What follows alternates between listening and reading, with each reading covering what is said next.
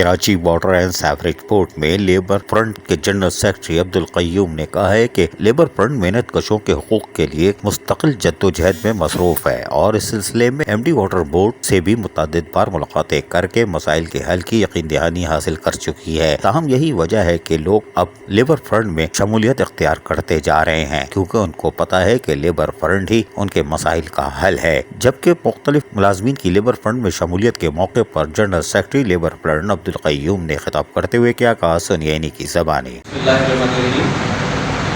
آج اپنے ساتھیوں کے ساتھ جو لیبر فرنٹ کے آفس میں موجود اور میں انتہائی مشکور ہوں بوٹا بھائی کا اور اسٹیفن کا کہ آج جو ہے صورتحال کو دیکھتے ہوئے، حقیقت کو جانتے ہوئے جو ہے آج میرے ساتھیوں نے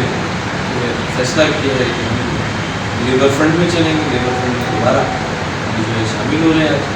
اور اسی طرح سے شامل ہو رہے ہیں اور ہمارے ساتھ مل کر جو ہے لیبر فرنٹ کے قیادت کے ساتھ مل کر ان کے ساتھیوں کے ساتھ مل کر واٹر بورڈ کی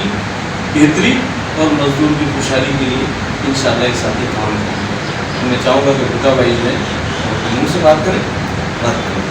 سر بھٹک گئے تھے، واپس آئے ہیں، لیبر فرنٹ ہمارا اپنا گھر ہے، اپنے گھر میں رہیں گے، مل کے کام کریں گے، مل کے لیبر کا ساتھ دیں گے۔ جی اسٹیفن بھائی،